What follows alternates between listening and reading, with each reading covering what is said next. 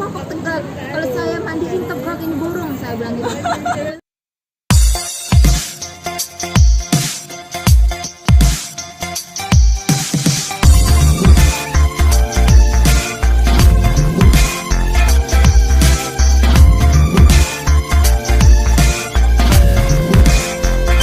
Berarti kamu untung loh mendapatkan majikan seperti itu. Kenapa kamu tidak ke sini?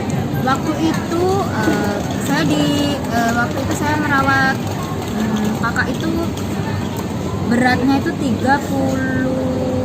loh, kurus banget, udah mau mati. Dia itu sakit 5 tahun, kurus banget, udah gonta-ganti pembantu tetap. Aku urus selama 1,5 tahun, dia itu maksudnya berat badannya naik jadi 65, tangannya bisa nulis, bisa ngerti apapun, bisa kakinya itu bisa ini loh, bisa bantu gerakin, nyampe semua dokter itu heran yang ini, kok kamu bisa, yang lain kemarin gimana kok nggak ini, kok kamu tuh surprise gitu kok sampai segininya gitu. Terus habis itu kata bapaknya, dia itu punya rasa sama kamu, maksudnya dia itu suka sama saya. Jadi setiap saya libur itu dia tuh marah. Ini si kakak itu marah, nggak bolehin aku libur. Pokoknya kalau cara dia marah, soalnya dia itu ininya dibolong. Iya. Waktu itu tuh dia itu makan pakai ini selang, tapi bukan selang yang gede loh ya kak. Selang yang kecil itu harus dioperasi. Gantinya tuh 1 bulan sekali. Kecil banget. Soalnya dia itu udah kurus banget, udah ini nggak boleh pakai gitu. Itu nunggu selang jatuh ke dalam ini, ke dalam perutnya aja lama banget, 2 jam. Nggak boleh cepet, pokoknya harus seperti infus, tik itu sama 2 jam. Saya itu merawat Apa bubur? susu, nggak boleh bubur, itu udah pokoknya lengket, itu sebetulnya semua simpan. Terus habis itu telaten kan, saya telaten nggak nyampe malam hari itu nggak tidur, soalnya setiap 2 jam sekali itu harus kasih susu, malam hari itu nggak tidur. Itu nunggu 2 jam, aku nggak boleh tidur, nunggu 2 jam. Nanti saya nyuci peralatannya aja ya, nanti belum nyampe tidur udah waktunya ngasih susu. Pokoknya nggak ada tidur. Siang hari pun juga kayak gitu, nggak ada tidur. Alhamdulillah saya rawat sampai 1,5 tahun itu, pokoknya udah Perkembangannya membaik. Membaik. Terus habis itu pelan-pelan saya kasih bubur kan, pelan-pelan saya kasih bubur. Dokter nggak ngizinin kasih saya bubur, cuman saya punya Insting. untuk kasih dia, coba ya dia untuk ini namanya belajar ngunyah. Saya kasih bubur, habis itu bubur 1 mangkok habis, sama sayur itu ya, saya Nggak ada efeknya apa-apa. Habis itu pelan-pelan saya kasih bubur yang maksudnya yang agak nasi awalnya kan saya blender ya, nasi itu bisa ngunyah. Terus habis itu pelan lagi saya kasih nasi. Nah dia itu sekarang waktu saya di sana itu bisa makan nasi, bisa makan ayam goreng. Maaf, aku potong. Ya kan katanya nafasnya pakai sini. Tidak berpengaruh, itu kan napasnya kan ini di tenggorokan sama jalur makanan kan beda. Ya kenapa sebelumnya kenapa kok harus pakai selang? Soalnya dia udah nggak punya tenaga, awalnya tuh udah kayak orang mati, awalnya udah gerak aja nggak bisa awalnya, pokoknya tinggal tulang gitu, nggak bisa ngunyah, nggak bisa gerak aja nggak bisa dia, Kayak stroke gitu. Udah kayak orang gimana ya, kayak orang sekarat mati gitu pokoknya. Memang dia itu jatuh dari lantai 3 ke lantai bawah awalnya itu, jadi ininya otaknya Sudah nggak berfungsi. aslinya sih berfungsi, cuman dulunya itu ini cecenya itu nggak merawatnya itu nggak kasih dia pijet gerak, jadi peredaran darah itu Kayak kaku, sudah nggak bisa jalan. kaku. Terus saya datang di situ, saya pijet peredaran darahnya itu kakinya kan nggak bisa gerak kalau saya gerakin. Pokoknya setiap 1 hari itu 3 kali saya pijet pintung. Terus akhirnya bisa gerak, bisa nulis apapun, bisa senyum. Pokoknya itu bapaknya selalu ngasih dia semangat gini, kamu cepet sembuh, nanti kalau kamu sembuh aku nikahin kamu sama dia. Iya bener, cuman kalau saya bilang gini ya, Lopan, saya bilang gitu, Lopan, mola, ya Allah, lagi saya, then no, you, then say, kamu jangan, ini cuma memberi dia semangat, kamu jangan ini, saya gitu. Si Lopan itu setiap dia ini nanti kamu sehat sembuh, nanti kamu aku nikahin sama dia itu senyum. Anak ini tuh memang masih muda, 30 tahun. Padahal ganteng banget loh Pak, tinggi, anak murah kaya loh. Dia sudah bisa menikmati hidup lagi berarti. Enggak, terus habis itu di situ saya itu merasa saya itu bersalah banget di situ 3 tahun.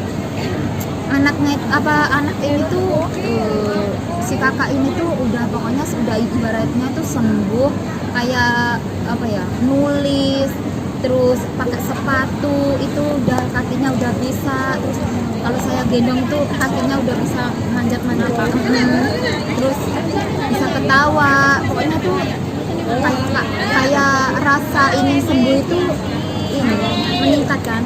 Di situ 3 tahun saya tuh punya pikiran gini, aku kok di sini kayaknya kurang ini, pengen pindah, pengen mencari suasana baru kayak di Hongkong kayak gitu kan. Saya tinggal dia selama 1 bulan, bos saya telepon gini, kamu kembalilah ke Taiwan, saya kasih kamu gaji lebih. Sampai sekarang aja telepon loh, sampai sekarang masih ngucapin, kamu kembali ke Taiwan, saya kasih kamu gaji lebih. Terus habis itu waktu saya mau pulang aja dia gini, nanti kalau kamu nggak pulang, ibu kamu saya bawa ke sini, anak kamu saya bawa ke sini, saya cariin kerjaan di sini, boleh tinggal di sini. Sampai kayak gitu bosku. Soalnya bapaknya itu sayang banget sama anaknya ini. Dia nggak mau izin aku pulang kan kak. Saya tetap ngotot, saya ingin pulang. Terus habis itu saya pulang di situ 1 bulan, bapaknya tuh telepon waktu itu masuk rumah sakit 1 bulan 3 kali. Sekarang pakai selang lagi. Nah sekarang kurus lagi. Nyampe sekarang badannya kurus lagi, nggak bisa makan nasi, nggak bisa apa. Waktu itu sembuh loh padahal. Surprise sekarang udah operasi kepalanya kata dokter. Paling down karena apa? Dia selalu dibujukin, kamu nanti saya nikahkan sama dia, ternyata kan ada rasa kayak mungkin di dalam hatinya tumbuh rasa cinta kan. Terus kayak langsung kamu tinggal begitu kan, dia langsung down. Ya itu semua foto-fotonya dia masih saya simpan. Pokoknya dari saya datang tuh kurus banget beneran, kayak udah pokoknya saya mau potong dia aja bisa, cuma saya takut nanti gitu lah. Tapi di dalam hati nurani kamu pasti kamu rasa kasihan kan? Terus habis ninggalin dia terus aku nyesel waktu itu, aku sampai rumah aku nyesel. Tapi keadaan semua paspor, semua data-data aku dulu kan waktu ke Taiwan kan, waktu itu kan masih usia saya kan belum ini, semua kan saya rubah waktu di Taiwan. Nah pulang dari Taiwan saya rubah semua yang asli, jadi data-data aku itu udah ini, semua sudah saya rubah. Jadi saya nggak bisa ke Taiwan untuk kerja. Kalau untuk liburan itu masih bisa, tapi kalau untuk kerja nggak bisa, soalnya data-data itu sudah saya rubah yang ke aslinya. Dulu kan palsu. Nah waktu itu bos telepon, cepet saya minta tolong ke kamu datang untuk ini anakku kayak gini parah. Soalnya setiap saya telepon dia nangis, si kakak ini setiap saya telepon dia nangis, soalnya pas waktu itu saya tinggal kan, waktu dia ulang tahun ya, saya rayain ulang tahunnya, saya beli cake, saya nyanyi sama dia suapin saya pakai ini, soalnya tangannya udah bisa makan sendiri. Tapi dia bahagia banget loh. Bahagia banget. Terus udah pokoknya udah ini sembuh. Udah habis itu saya tinggal malah ini setiap 1 bulan masuk rumah sakit 3 kali, setiap 1 bulan masuk rumah sakit 3 kali, kembali seperti yang kemarin-kemarin. Terus sekarang udah ada cucunya enggak? Ada cucunya tapi sekarang udah kurus lagi, pakai ini nggak bisa makan nasi nyampe sekarang. Waktu itu saya telepon operasi kepala beneran pokoknya linting deh, pokoknya udah down banget. Tapi apa kamu juga nggak bisa berbuat apa-apa ya? Ya nggak bisa berbuat apa-apa ya, maksudnya semua data-data saya sudah saya rubah, semua data-data paspor apa-apa sudah saya rubah. Waktu itu malah saya kena tipu 10 juta merubah data-data paspor di Indonesia. Saya kan pulang dari Indonesia kan, ya niat saya 1 tahun di rumah, tapi kenyataannya ya ada problem dengan masalah keluarga yang nggak bisa saya ceritakan. Habis itu saya buru-buru ingin merubah data paspor saya lewat calo itu calonnya minta uang 10 juta. Ya udah saya kasih, yang penting ini data 3 hari jadi. Saya udah mau 3 hari memang jadi.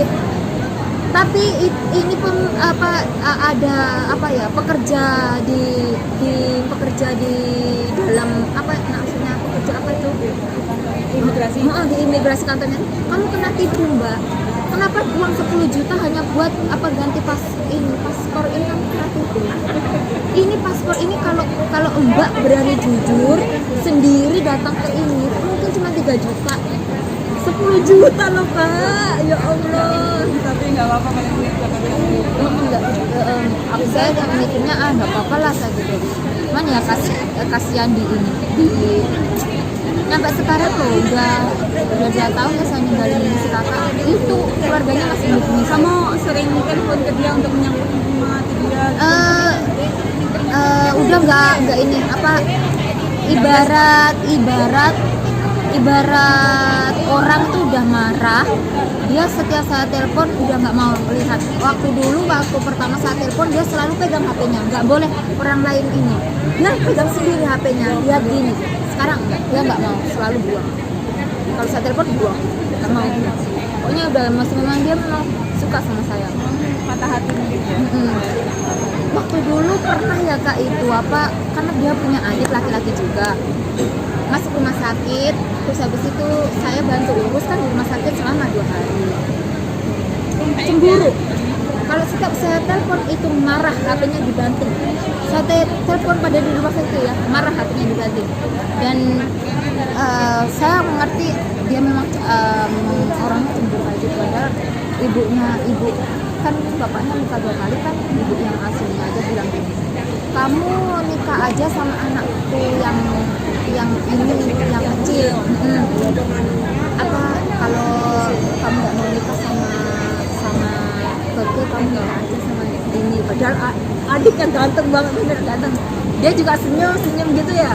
Cuman aku mikirnya nanti. Tapi waktu itu kan udah cerai selama 10 tahun. Saya pergi ke Singapura, Taiwan udah nggak ini, udah punya single. Nyampe pokoknya si Lopan tuh nyampe nanti anak saya bawa ke sini, ibu saya bawa ke sini, saya cariin kerjaan, kamu nggak usah khawatir, dia boleh tinggal di sini. Semua uang tiket itu saya yang bayarin. Saya nggak mau, saya tuh mikirnya nanti saya disuruh jagain dia, apalagi kalau disuruh nikah sama dia nanti dia gimana. Tapi kakak percaya nggak, waktu saya datang itu burungnya dia aja nggak bisa pegang loh, bener burungnya aja nggak bisa pegang loh kak. Nah, saya rawat, saya asuh setiap pagi, burungnya tegak. Sampai saya bilang ke bapaknya gini, Lopan, kenapa? Ini sikutnya loh Lopan, setiap saya gantiin popok sekarang tuh burungnya tegak. Si Lopan bilang gini, itu dia tuh punya rasa, berarti dia itu sudah kuat katanya si Lopan ini. Terus habis itu temen aku bilang gini, kamu itu gendeng apa? Nah kenapa bang? Saya bilang si bapaknya kok gendeng. tapi kan bapaknya itu kan laki-laki, kan dia juga mikirnya kan jorok, dia bilang gitu. Ya tapi kan dia sakit, kan ada perkembangan harus di kan Kadang itu kalau kayak saya kasih mandi, burungnya juga tegak. Kan kalau kasih mandi ke dia kan semua baju saya copot, semua ya. Saya dudukin ke kursi yang ada bolongannya buat berak itu. Biar nanti akhirnya kan ini kalau dia berak juga enak kan. Saya geledek ke tempat mandi, saya ini handuk dulu kan. Di tempat kamar mandi itu kalau waktu saya tuh kalau saya kan mandiin kan pakai sarung tangan ya. Waktu saya mandikan dia tuh bener tegak. Bener kata. Tapi dia ada merasa kayak malu gitu nggak sih?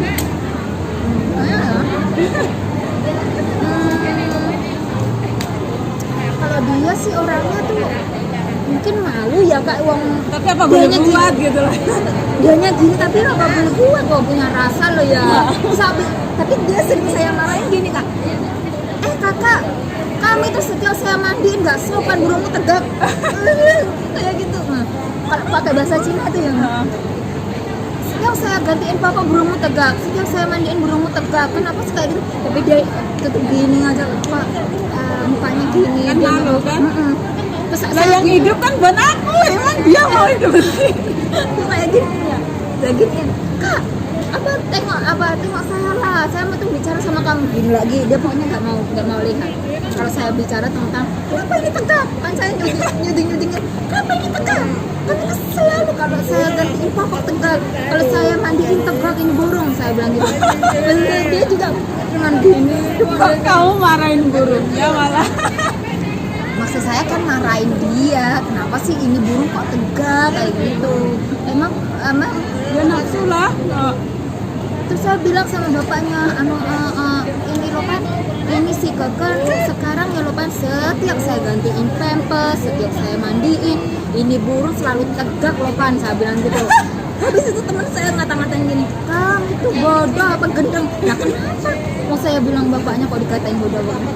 Nah kamu itu loh, bapaknya kan laki-laki, si kakak juga laki-laki kan bisa mikir, masa kamu bilang kalau burungnya tegak-tegak di situ, ya biarin kenyataan burungnya tegak juga saya risih karena bilang gitu. Bener loh kak, saya tiap pagi kayak gitu, dulu itu nggak ada loh yang namanya tegak-tegak, terus itu tegak-tegak sendiri kayak memang udah sehat memang itu. Jadi mungkin kamu merasa nggak nyamannya di situ mungkin ya? Bukan. Memang saya suka orangnya kan, saya suka mencari new experience. Jadi waktu dulu di Singapura saya juga punya cita-cita ingin ke Taiwan, saya pergi ke Taiwan. Di Taiwan maksudnya di Taiwan seperti ini, jadi aku pengen mikir bagaimana sih ke Hongkong itu kayak apa, jadi saya pengen ke Hongkong. Jadi kan kadang tuh yang namanya orang ya, kadang kalau kita sudah merasa nyaman di circle ini, kan kita masih malas kalau pindah ke sana nanti belum tentu aku mendapatkan laki-laki yang bisa menerima aku kayak gini memang ada sih pemikiran kayak gitu, cuma saya itu orang yang penasaran, nekat, maksudnya punya rasa nekat, enggak rasa ingin tahunya lebih besar gitu. Pokoknya kalah dengan dibandingkan rasa yang seperti itu dengan rasa yang pengen mengetahui lebih itu kalah. Pokoknya rasa pengen tahunya tuh lebih besar. Saya masih muda, kalau saya stay di sini aja nanti pengetahuan saya cuma di sini. Cuman kalau saya lempar ke sana ke sini, saya masih bisa jadi seperti ini.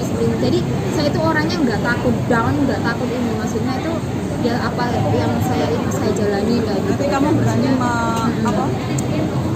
mengambil keputusan, terus mengambil resiko apa yang pokoknya tuh ya kayak gitu. Tapi kalau pengalaman aku kan kerja cuma di Taiwan sama di sini. Kalau di Taiwan dulu aku merasa tertekan karena emang aku nggak boleh keluar, terus uang pun aku juga nggak pernah pegang, jadi aku nggak tahu uang aku kita kerja tapi kita nggak tahu uang kita gitu loh. Terus juga aku dilarang untuk ngobrol sama orang Indonesia, kayak kalau di rumah sakit aku juga dilarang. Terus tapi mereka selalu 1 bulan sekali itu mengajak aku untuk jalan-jalan kayak gitu. aku seneng juga sih, tapi enaknya di situ aku juga di situ kan aku serumah kan berapa orang ya, 4 orang, mereka juga nggak nikah semuanya, dan merasa aku di situ merasa sebagai adik. Di situ kan aku sama Cece, tapi mereka juga selalu kayak ngomong ke aku, misalnya nasihatin aku lah jangan pakai pakaian yang seperti ini kayak gitu kan. Nanti kalau ada kan mereka kan percayanya itu laki-laki Taiwan kan sangat suka sama perempuan Indonesia kan. Nah, dia takutnya seperti itu, nanti jangan pakai baju yang seperti ini, yang ketat lah dan apalah. Nah, nanti kalau terjadi sesuatu yang disalahkan itu bukan laki-lakinya, tapi karena kamunya memakai pakaian yang seperti itu kayak gitu. Terus terus lagi aku nggak bisa nyatu dengan lingkungan. Maksudnya kayak hawanya kayak gimana ya, kayak chemistry itu nggak bisa dapet aku di Thailand. Kalau di sini aku langsung bebasnya itu kok gini, apalagi kalau kita libur terus pulang itu kayak kita nih bisa jadi diri sendiri gitu loh. Apa kita berekspresi, maksudnya kita mau apa yang mau kita lakukan itu kita sendiri yang bisa menentukan itu waktu pulang. Kok gini aku waktu dari libur terus pulang kok gini ya, enak banget ya, kayak kita tuh kayak punya privacy sendiri. Terus waktu kita pulang kayak kita anak kosan yang waktu kita pulang waktu libur itu sudah kita mau lakukan apa aja itu terserah kita gitu, waktu walaupun libur gitu. Terus ya asiknya di situ. Terus kita juga bisa mandiri. Enaknya di sini itu kita otak kita itu bisa pecah. Karena maksudnya kita bisa belajar untuk mengatur keuangan, kita belajar yang sebelumnya kita nggak bisa masak jadi kita bisa masak. Terus kayak kuliah lah di sini, kayak kuliah lah kehidupan kayak mengatur keuangan itu bagaimana kita bisa menjadi suksesnya kayak gimana, kita itu bisa sharing dari teman ke teman. Kok teman mempunyai ini kita itu bisa, oh ya aku juga pengen seperti itu, aku pengen bisa mempunyai tabungan seperti itu, kayak ada gimana nggak sendiri, sharing gitu. Terus ya enaknya di situ. Saya sih di mana-mana pun negara saya nggak punya rasa tertekan, nggak punya rasa takut, karena saya selalu memegang satu komitmen. Selagi saya ingin belajar, saya pasti bisa. Dan kenapa saya harus takut? Kalau saya punya, maksudnya kan kalau kita ke negara lain kan kita harus punya satu bahasa kan. Kita bisa bahasa, kenapa kita harus takut? Kita nggak punya jalan, kita bisa ketok-kentongan dengan mulut kita bisa tanya orang, kita gimana orang. Tapi masalahnya di situ aku di Thailand itu otak aku nggak boleh kerja sendiri. Kayak potong kuku punya aku sendiri pun ada jadwalnya. Jadi otak aku itu nggak bisa gitu ya. Makanya gila itu bosnya. Nggak boleh kayak seumpamanya aku lap-lap membersihkan TV. Di atas TV kan ada mainannya kayak aksesoris kayak gitu. Misal ini TV ya segini ya. Kalau aku naruhnya di sini harus pas di tengah sini. Harus pas di tengah. Itu orangnya gila apa ya? Nggak tahu. Harus pas di tengah. Terus juga kalau misalnya ini ada barang ini dan ini, kok nanti saya ganti gini, nggak boleh. Harus tetap yang seperti ini. Sampai adiknya yang namanya Keke itu ngerjain ya, dia tuh penasaran dengan yang di atas itu, cuman boneka kayak nggak berharga kayak gitu loh. Nah, Keke itu selalu seringkali itu memindah tempat kayak gini. Aku yang kelihatan, kok pindah, tak pindah lagi. Besoknya dia penasaran lagi, kayak ada kan kita nggak saling mengetahui siapa yang memindah kan. Terus dia melihat, kok kemarin udah tak pindah, kok pindah lagi gini gitu kan. Terus tak pindah lagi. Apa mungkin itu hantu? Masa ada hantu sih? Ya maksudnya itu emang aku bilang kamu yang mindah barang ini. Iya. Kamu tahu nggak gara-gara kamu aku dimarahin loh sama Tace. Aku bilang gitu, kenapa? Kamu nggak tahu ya Tace, kamu emang dia itu harus yang seperti ini dan tidak boleh dirubah-rubah. Emang lah apa dia gitu? Dia bilang kayak gitu. Aku juga penasaran loh. Dari kemarin aku pindah kok balik asal lagi. Aku pindah kok balik asal lagi. Dia mungkin kiranya apa ada hantunya. Aku juga penasaran, tapi dia itu gini juga. Kalau misal pagi udah marah, sampai malam marah. Tapi kalau pagi dia nggak marah atau senyum lah apa bahagia, dari pagi sampai malam dia kayak gitu. Jadi kalau dia udah marah, apapun marah aku sampai yang nangis itu bagi barang aku yang stres lah, maksudnya dikurung terus kayak aku nggak pernah loh yang kayak habis nyuci baju terus gantung baju itu aja yang gantungin atasnya loh. Jadi aku kayak nggak pernah kena sinar matahari. Terus juga kalau buang sampah biasanya kan nanti kalau dengar leseze kan kita harus yang itu lah langsung kita lari kan, itu nggak boleh, dia sendiri. Karena gara-garanya apa? Banyak orang yang di samping sana itu kayak akrab sama aku, kayak halo Cici gitu, kok kamu cantik banget kayak gitu kan. Nah di situ dia merasa takut karena mereka dianya itu emang percaya kalau orang Taiwan itu suka sama Indonesia, jadi dia takut. Dia nggak nikah ya? Nggak nikah. Oh mungkin kelebihan itu di situ di otaknya ya. Masa iya kayak Nggak gitu boleh. banget. Kalau ada orang yang ngirim gas itu aku langsung disuruh sembunyi di kamar. Takutnya apa? Takutnya kalau dia tahu di sini ada Cece, dia takutnya dia berbuat yang enggak di waktu mereka nggak ada. Pokoknya takut banget.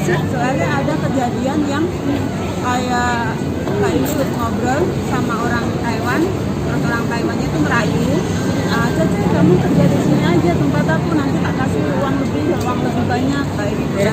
Ternyata nggak dikasih uang, cuma disekap suruh melayani hawa nafsunya aja kayak gitu. Takutnya seperti itulah. Itu tahun berapa sih kak kok ada yang kayak gitu? Aku waktu itu 2009. Ada yang kayak gitu ya? Tahu, pokoknya takut banget lah, mereka itu takut. Jadi dia menjaga banget dan dia tuh nggak boleh aku sampai sakit, nggak boleh. Jadi kalau ponakannya sakit, aku nggak boleh, ponakannya jangan sampai dekat sama aku.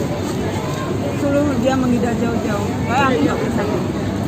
Jadi untuk aku kan punya mah kan, aku punya mah di situ emang selama aku ikut Tace itu nggak pernah yang namanya kamu.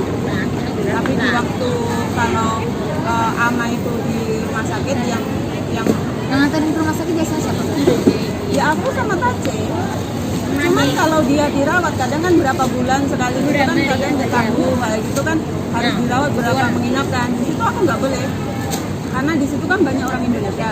Nah di situ aku nggak boleh di rumah sakit. Jadi aku disuruh kerja di tempat adiknya. Di tempat adiknya itu dia yang juga sering makan terus nggak teratur lah, kehidupannya nggak teratur. Itu adiknya dimarahin. Pokoknya Eka jangan sampai sakit. Nggak boleh. Dia sayang sama kamu. Bukannya karena tugas aku kan merawat ibunya. Jadi aku nggak boleh sakit. Nanti kalau aku sakit terus siapa yang tanggung jawab merawat ibunya kayak gitu? Boleh pakai hijab nggak? Enggak, aku nggak boleh sholat di sana juga nggak boleh puasa.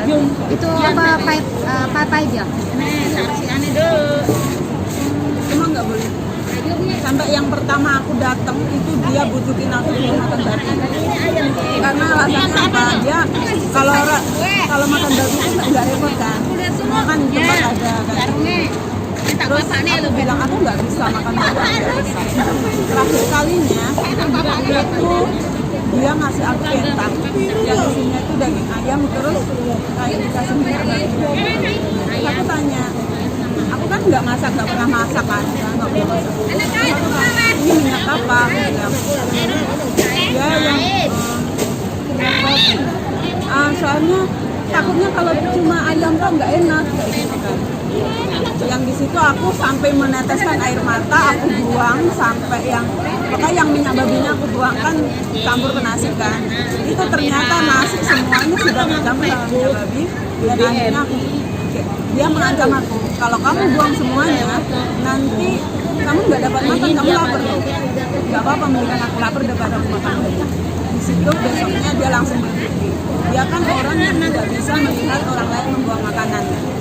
Dia langsung berpikir, oh emang aku tidak mungkin, aku tidak bisa memaksa dia untuk makan babi. Ya udah, aku tidak akan pernah ngasih kamu makan babi lagi, karena emang dari awal kamu tidak salah, emang dari awal kamu sudah menulis dari Indonesia kalau kamu tidak makan babi.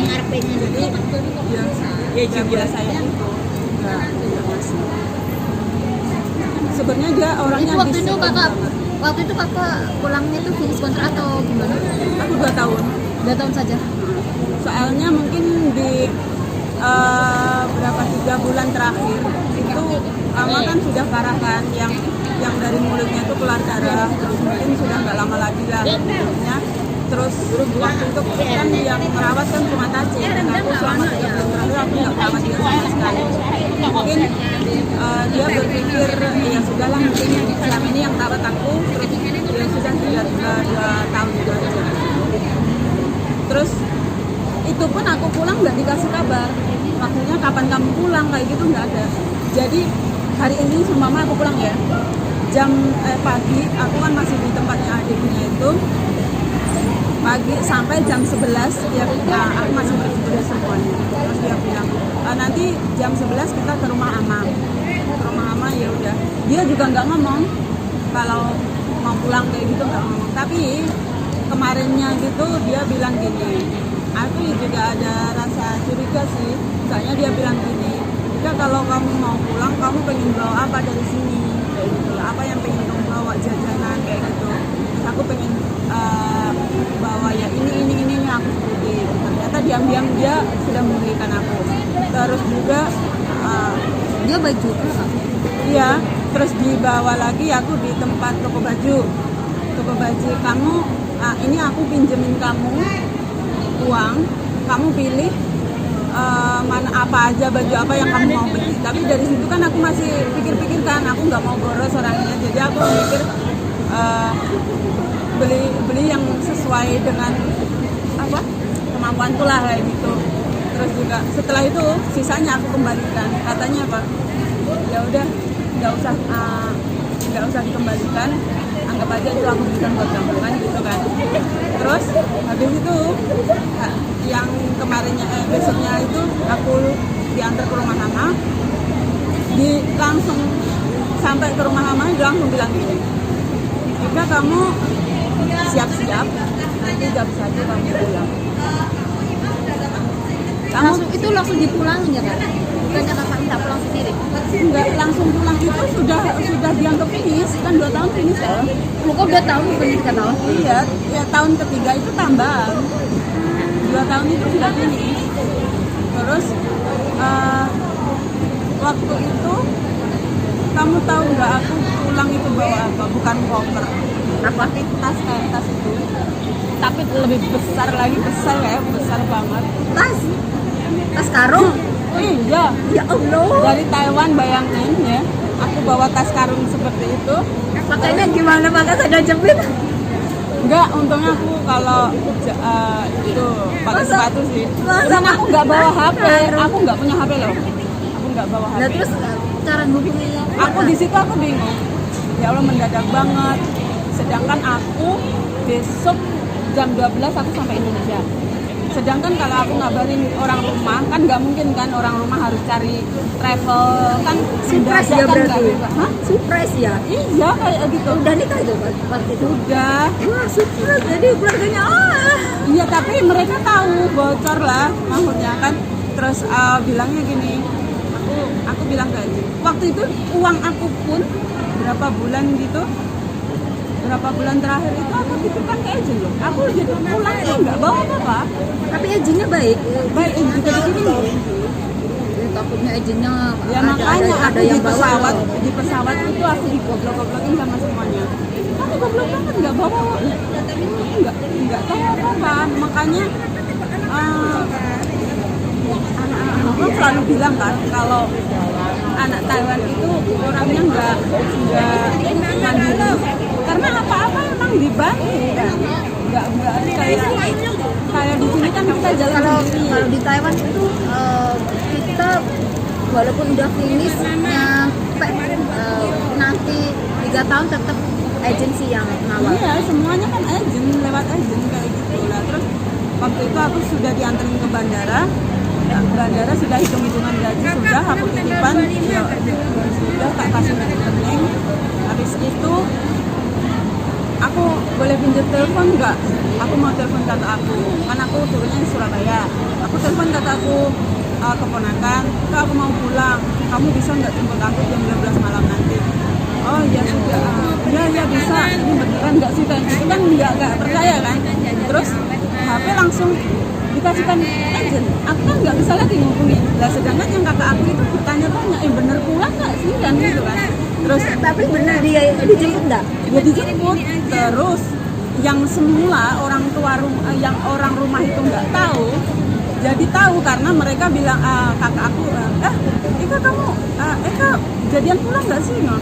Lah emangnya mau pulang kayak gitu kan? Tapi kan surprise, maksudnya Iya. kan nggak kemarin bilang, maksudnya hari 40 hari. Waktu itu suamiku aja marah loh, kok nggak ngabarin kayak gitu loh, kok malah kok dari orang lain kayak gitu loh maksudnya. Ya terus ya emangnya mau pulang? Iya dia mau pulang katanya, tapi jadi apa nggak tahu makanya. Terus kan dia juga nggak bisa ngubungin aku kan. Di situ aku yang mencari tempat menunggu dan anak Indonesia kayak gitu. Itu aku galaunya tuh aku pulangnya kayak gimana. Terus aku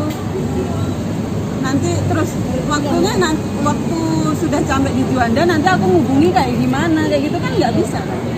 Terus ternyata di situ anak Indonesia kan banyak. Terus dia bilang gini, Mbak kamu Indonesianya mana kayak gitu. Ponorogo Mbak, aku bilang. Terus udah telepon keluarga? Belum Mbak, soalnya aku nggak bawa HP ya kan, aku nggak punya HP kayak gitu.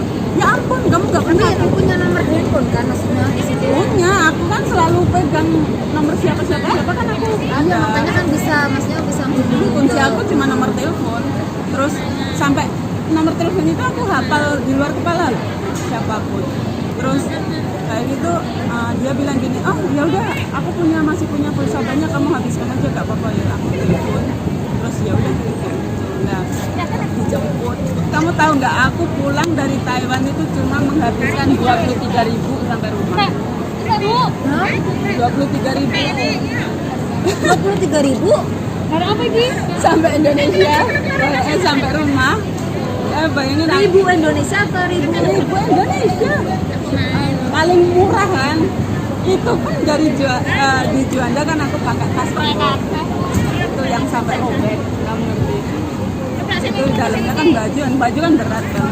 Terus tugasnya gini, itu apa Mbak? Baju, aku bilang gitu.